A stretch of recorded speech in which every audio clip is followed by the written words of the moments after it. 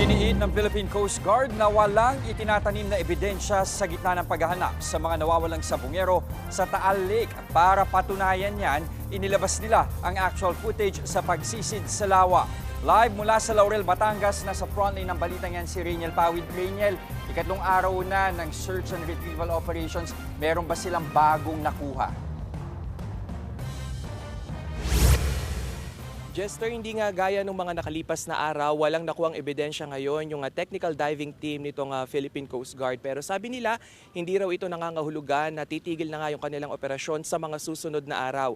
Paliwanag ng PCG, yung malakas na alon, yung isa sa mga dahilan kung bakit portion by portion ay may nakikita tayo na mga sako nga o yung tinuturing na ebidensya nitong mga nakalipas na araw at hindi tulad ng nangyari sa ngayon. Sa lalim na 50 hanggang 70 feet na tagpuan ng technical diving team ng Philippine Coast Guard ang mga sako na ito kahapon, ikalawang araw ng kanilang search and retrieval operation. Ito ang lokasyon sa Laurel, Batangas na sinabi ng whistleblower na si Julie Dondon Patidongan na naging tapunan umano ng mga nawawalang sabungero. Sa underwater footage, makikitang balot ng putik at gutay-gutay ang hibla ng mga sako. Paliwanag ng PCG, para hindi magkalat ang mga laman ng sako sa oras na hanguin, binabalot ito sa net at panibagong sako. Na common sense lang naman yun na pag inangat mo at may opening, it might fall out, no? Hindi natin mape-preserve yung integridad ng mga nakukuha natin sa bottom. Git pa ng opisyal, walang hokus-pokus. Wala raw itinatanim na ebidensya. Paliwanag niya sa mga nagdududa sa operasyon. That's normal, no? We cannot, sabi nga lang, we cannot please everyone. Basta kami yung inyong Philippine Coast Guard, katuwang yung Philippine National Police and the Department of Justice. Tuloy-tuloy lang namin gagawin yung aming trabaho professionally, diligently, and properly. Mula sa ground zero, sinisisid ng mga diver ang hanggang sa 120 meters na palibot ng lawa. Posible rin daw na palawigin pa ng PCG ang paghahanap sa mga susunod na araw.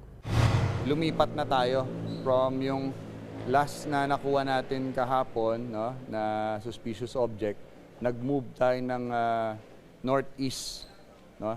10 meters northeast. Dahil dito naapektuhan ng halos lahat ng negosyong nakadepende sa lawa, kabilang ang industriya ng tawilis at tilapia sa bayan ng Balete. Mga asahang iba, pagka wala pong isla, wala pong mga trabaho, kundi ganyan lang ang hanap buhay.